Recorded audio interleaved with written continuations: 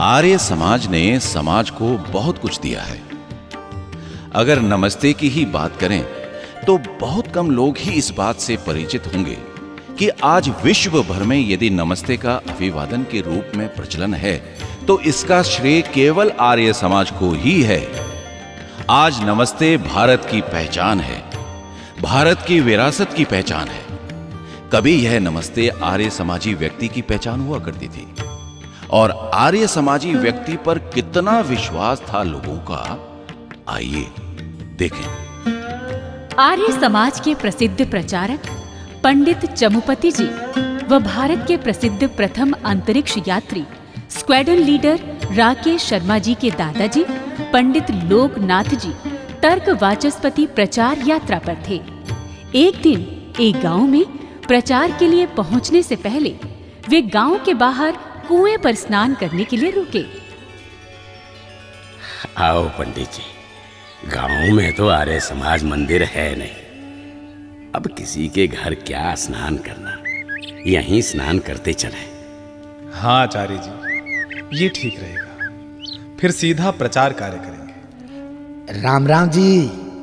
नमस्ते महानुभाव, नमस्ते। नमस्ते नमस्ते। अब पंडित जी, एक बात कहनी थी आपसे। जी बोलिए। एक निवेदन करना था कि मैं किसी काम से इस सामने वाले गांव जा रहा हूं। कुछ सामान किसी को देने के लिए लाया था।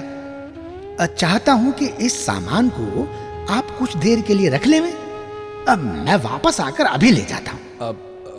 पर भाई, हम तो केवल स्नान करने के लिए रुके हुए हैं, तैयार होकर चले जाएंगे। आप चिंता ना करें पंडित जी, मैं बहुत जल्दी ही वापस आ जाऊंगा, आपके जाने से पहले ही। पर कृपया कुछ देर के लिए आप ये सामान अपने पास रखने का कष्ट कर लें तो बड़ी कृपा होगी। अच्छा भाई, कृपया जल्दी आ जाइएगा। धन्यवाद धन्यवाद पंडित जी।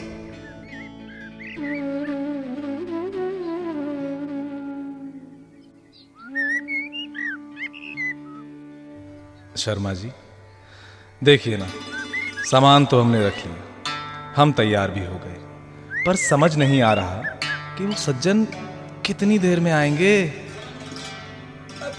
पंडित जी। अरे पंडित जी। अरे महानुभाव, आओ भाई आओ, हम तो स्नान आदि करके आप ही का इंतजार कर रहे हैं। चलो अच्छा हुआ आप समय से आ गए।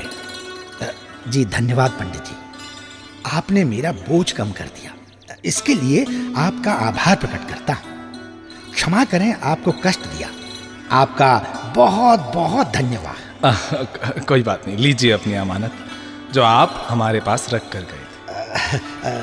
जी जी, आपका बहुत बहुत शुक्रिया। पर भाई, मैं एक बात आपसे पूछना चाहता हूं। जी बताइए।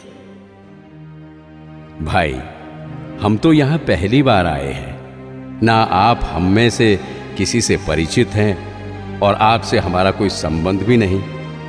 आप पहली बार हमसे मिले और हमसे सामान रखने का आग्रह कर दिया।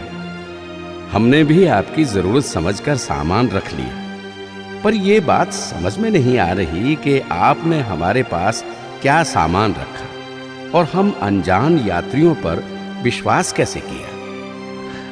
बात तो मेरे मन में भी थी कि इनसे पूछूं। अच्छा हुआ शर्मा जी, आपने ही पूछ लिया। सच बात तो यह है पंडित जी, मेरी बेटी इस गांव में ब्याही है। कुछ समय पहले ससुराल में उसका कुछ विवाद हो गया तो वो अपने जेवर मेरे पास घर पर रखकर आ गई। जब मुझे पता लगा कि अब झगड़ा सुलझ गया है तो घर में बात चली कि चलो मैं जाकर जेवर वापस दे आऊं। गांव के किनारे आकर सोचा कि पहले जरा बेटी से मिलकर सारी बात पता करूं, तभी जेवर लेकर जाऊं। तभी रास्ते में आप लोग मिल गए और मैंने आपको राम राम कहा तो आपने उत्तर में मुझे नमस्ते महाशय कहा। मैं 10 कदम आगे बढ़ा ही था तभी मेरे मन में विचार आया कि जिन्होंने नमस्ते की है ये जरूर आर्य समाजी ही हैं। और मैंने सोचा कि और कहीं तो मैं इन जेवरों को रख नहीं सकता।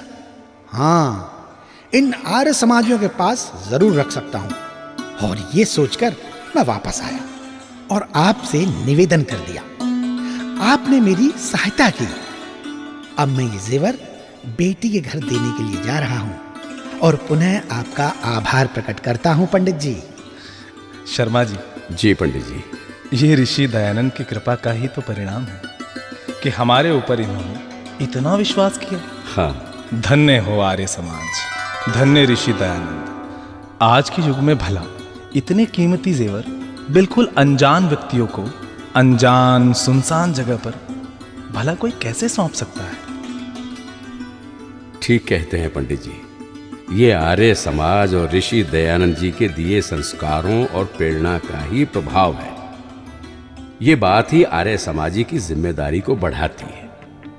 आओ पंडित जी, चलते हैं। गांव में इंतजार हो रहा होगा। आइए। आओ आओ, चलो चलते हैं। पंडित जी, मैं भी आज से नमस्ते ही बोला करूंगा और ऋषिवर देव दयानंद जी के बताए मार्ग पर चलने का प्रयास करूंगा और आर्य समाज के साथ जुड़कर समाज को परिवर्तित करने के यज्ञ में अपनी आहुति अर्पित करूंगा। आप सभी को मेरी नमस्ते। नमस्ते। बोलिए नमस्ते जी। नमस्ते जी। नमस्ते जी। नमस्ते जी। नमस्ते जी। नमस्ते जी।